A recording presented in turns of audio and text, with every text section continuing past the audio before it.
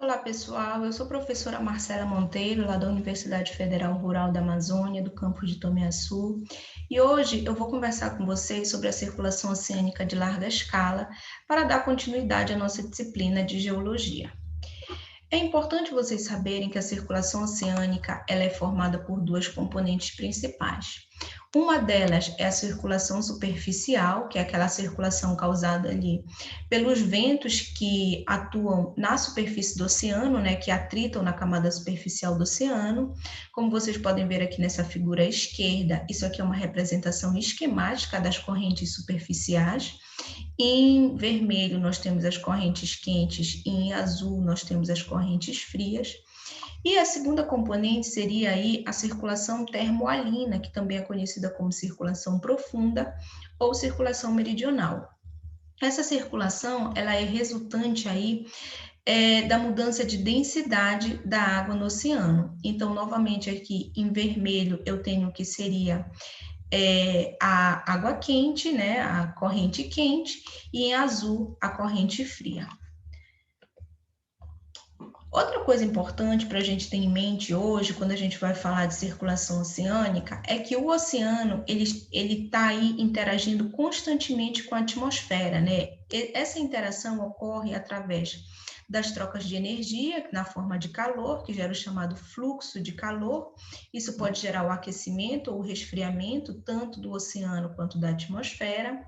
Essa interação ocorre também através das trocas de movimento, que é justamente aquele movimento causado ali na camada superficial do oceano, né, onde ele atrita com o vento, gera o chamado fluxo de momento, ou também através da troca de matéria, que gera o chamado fluxo de massa. Pode ser aí um exemplo para vocês, o caso da evaporação ou da precipitação. No caso da evaporação, eu tenho a matéria sendo transportada na forma de vapor, e no caso da precipitação, eu tenho essa matéria sendo transportada na forma líquida.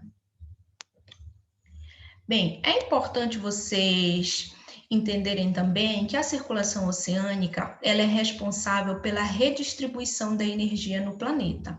Como vocês sabem, a radiação ela ocorre de uma maneira muito mais intensa, né? Ela chega em maior quantidade no Equador e na região tropical. E a circulação oceânica ela é responsável por redistribuir todo esse excesso de energia que chega nessas regiões. Então, parte dessa energia que chega é levada pelas correntes para as regiões polares, fazendo com que o nosso gradiente de temperatura global ele acabe ficando aí mais ameno, permitindo a manutenção da vida na Terra. Vamos falar um pouco sobre a circulação superficial. A circulação superficial, gente, ela é um resultado aí da atuação dos ventos sobre o oceano. Essa figura, ela mostra para vocês aí de uma maneira simplificada o que seria a distribuição dos ventos no planeta. Então, eu tenho aqui, próximo de 0 grau, né, a ocorrência dos ventos alísios, que são aqueles ventos que sopram para o oeste, guardem essa informação. Aqui, próximo de 30 graus, eu tenho a ocorrência dos ventos de oeste, e aqui em 60 graus eu tenho a ocorrência dos ventos de leste. Isso aqui é um modelo bem simplificado, tá, do sistema global de ventos. Bem, quando o vento ele sopra na superfície do oceano, existe aí uma transferência de energia, né, para o oceano, principalmente para aquela camada superficial e para as camadas logo abaixo da superfície. Esse desenho ele mostra aqui o que seria o vento, a direção que o vento sopra, e essa energia, quando ela é transferida para o oceano, ela gera as chamadas correntes. Então, aqui eu tenho a corrente sendo gerada num ângulo de 45 graus. Gente, isso aí é uma regrinha, tá? Sempre quando a corrente superficial é formada, ela é formada nesse ângulo de aproximadamente 45 graus, logo na superfície. À medida que a profundidade vai aumentando, essa deflexão, que é essa mudança no ângulo, ela também vai aumentando. Por outro lado, a intensidade da corrente, que é maior na superfície, ela vai diminuindo à medida que a profundidade aumenta. Bem, então aqui eu tenho Um fluxo resultante, como vocês estão vendo, como o ângulo vai mudando aqui, 45 graus e vai aumentando, o fluxo resultante aqui, que seria o transporte resultante, ele se dá mais ou menos aí no ângulo de 90 graus. Então, o vento sopra numa direção e o transporte resultante causado por essa energia que é transferida pelo vento, ele se dá na direção de 90 graus. Guardem aí o chamado espiral de Ekman. Aqui eu tenho o desenho esquemático, tá, do que seria a ocorrência dos ventos alísios ao longo do globo, né, que é aqui no Equador, 0 grau. E se a gente prestar atenção aqui, vamos pensar que seria o Oceano Pacífico, né? E aqui eu tenho os alísios soprando para oeste. Quando os alísios sopram sobre o oceano, ele forma a chamada corrente equatorial, que é essa corrente bem aqui no meio. Não só no Oceano Pacífico, mas no planeta inteiro, no globo inteiro, né? Aqui vocês podem ver aqui a corrente equatorial no Pacífico, e aqui no Atlântico, e aqui também. Então, essa corrente que vai para oeste, quando chega próximo dos continentes, ela vai sofrer essa deflexão. Bem, por conta do efeito de Coriolis, lembrem-se que a massa, ela vai no hemisfério norte aí, né, ser defletida para a direita e no hemisfério sul para a esquerda. Então, aqui, no hemisfério norte, a corrente equatorial ela é defletida para a direita, formando a corrente de Kuroshio, e aqui no hemisfério sul, ela é defletida para a esquerda. Quando a gente fala no hemisfério sul, vamos pensar aqui no Oceano Atlântico, né, porque vamos pensar aqui na nossa costa, na costa do Brasil. Então, eu tenho aqui a corrente equatorial sendo formada, e aqui ela sendo defletida para a esquerda, dando origem à corrente do Brasil. Essa corrente do Brasil, ela vai ser aqui defletida pela corrente que passa aqui embaixo, é uma corrente fria, e vai dar origem aí à corrente de Benguela. Como vocês veem ao longo aqui do globo, são formados, por conta dessas deflexões, são formados esses semicírculos, que são as chamadas zonas de convergência ou giros, né, oceânicos. Convergência oceânica, giros oceânicos. No hemisfério norte, geralmente eles recebem o nome de giro oceânico, por exemplo, do Atlântico Norte, giro subtropical do Atlântico Norte. No hemisfério sul, giro subtropical do Atlântico Sul. A mesma coisa ocorre no Pacífico, né? Giro subtropical do Pacífico Norte, giro subtropical do Pacífico Sul. E aqui, já perto das regiões polares, se formam os chamados giros subpolares, ou então, né, convergência subpolar. Esses giros, gente, como vocês estão vendo aqui, eles são responsáveis, vocês já devem ter ouvido falar, na chamada ilha de plástico do Oceano Pacífico. Por quê? O que acontece? Quando um material, né, quando um lixo, algum material que é jogado no oceano, ele entra nessa corrente, ele vai sendo levado geralmente para o mesmo lugar, e aí esse material ele vai ser acumulado numa dada área no oceano. No caso do Pacífico, ele é acumulado ali no Pacífico Norte, que forma ali uma região de mais de 1.000 quilômetros quadrados, formada basicamente por lixo, né? Principalmente plástico, que é a ilha de plástico do Pacífico. Aqui essa figura, gente, ela mostra uma visão um pouco mais detalhada, né? Como se nós pudéssemos aí dar um zoom em uma parte específica do oceano. Com isso, eu quero mostrar para vocês que aquela figura esquemática, essa figura aqui bonitinha, onde vocês veem os semicírculos bem formados, isso aqui é um desenho, tá, padrão de como as correntes atuam no oceano. Mas, se nós formos estudar partes específicas, nós vamos ver que, além dessas correntes principais, também existem aí os chamados giros, vórtices oceânicos, que atuam juntamente com essas correntes principais. Além desse movimento horizontal que eu estou conversando com vocês, que ocorre logo ali na camada superficial, também existe um movimento vertical causado pela atuação dos ventos. Esse movimento essas correntes, né, que geram esse movimento vertical, elas geralmente ocorrem aí até os 100 metros de profundidade, por conta de que a energia que é transferida pelo vento para a superfície do oceano, ela vai sendo transferida para as camadas inferiores, mas geralmente essa energia ela acessa por volta dos 100 metros de profundidade. E esse é o chamado movimento vertical. Eu vou dar um exemplo aqui para vocês do movimento vertical, de como que ele pode ocorrer em uma dada situação de ventos ciclônicos. Então, aqui nós temos, em essa setinha, né, esse vetor amarelo, nós temos o que seria aí a ocorrência dos ventos, e aqui em azul nós temos o que seria a resultante, né, do transporte de Ekman. Lembrem-se que eu falei para vocês que a resultante do transporte de Ekman, ela se dá a 90 graus.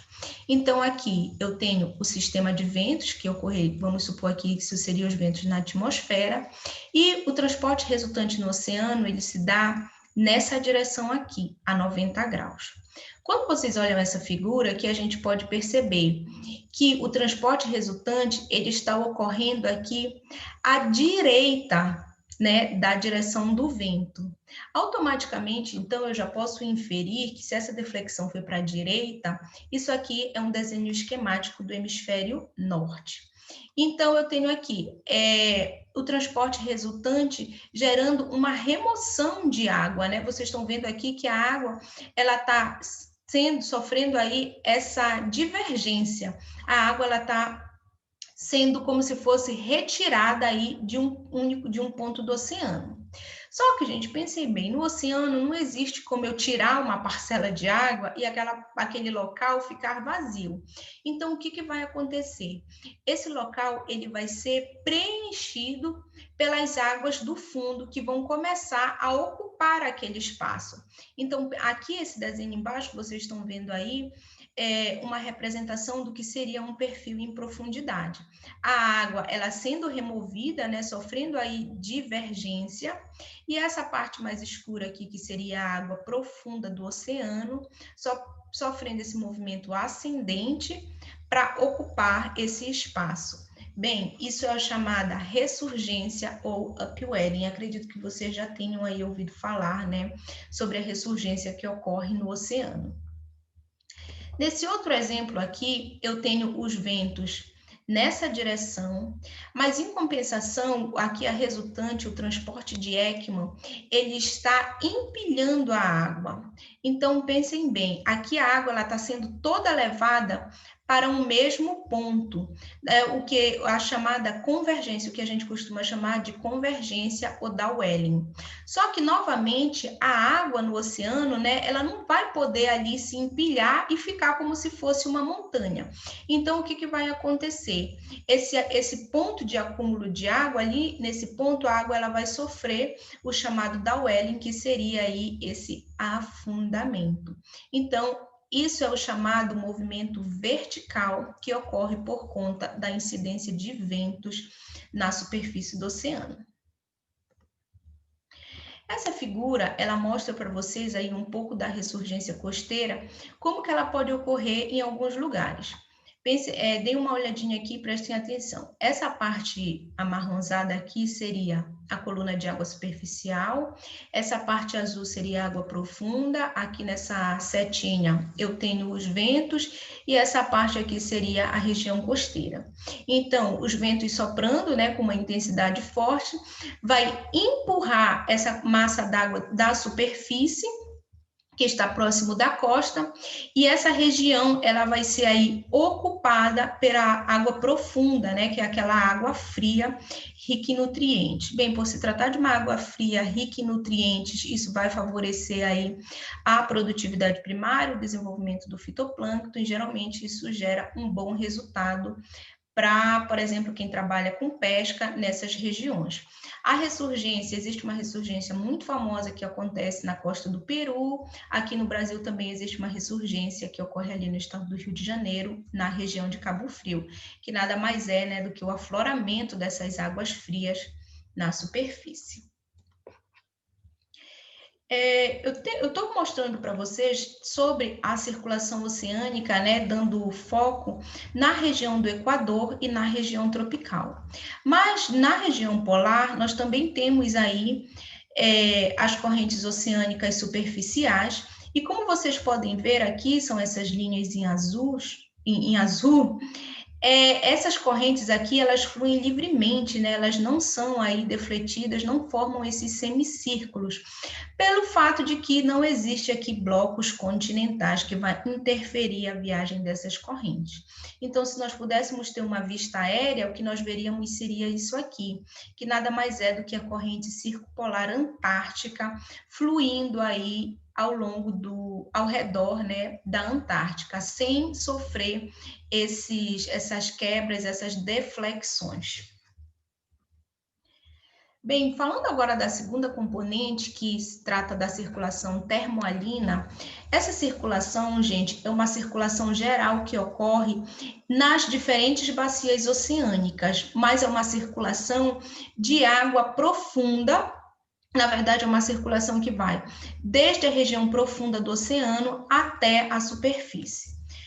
Ela é um resultado gerado aí pela diferença de densidade na coluna d'água. Essa mudança de densidade, ela é causada pela mudança na temperatura e na salinidade. Nesse caso aqui, eu acredito, bastante pela temperatura. E quando a água ela muda de densidade, gente, se ela se tornar mais densa, o que vai acontecer é que ela vai afundar. Se ela se tornar menos densa, a tendência dela é ter um movimento ascendente, então ela vai migrar, ela vai viajar aí em direção à superfície. E no caso da circulação termoalina, o que acontece? Existem dois pontos do oceano, que é aqui onde eu marquei para vocês esse X, aqui que seria próximo da Islândia e aqui no Oceano Atlântico Sul, próximo da Antártica. Nós temos aí a formação, né, de águas. Essas águas que se formam aqui, elas são águas muito frias, né? Aqui são regiões frias. Então, essas águas, elas são bastante densas. E o que acontece? Essa água densa aqui, quando ela se forma, vamos pensar aqui no caso da Islândia, ela começa a viajar aqui em direção ao sul. Então, essa água ela se forma, vai começando a viajar em direção ao sul. Mesma coisa acontece aqui com essa água que se forma na Antártica. Ela vai começando a viajar em direção ao Oceano Índico.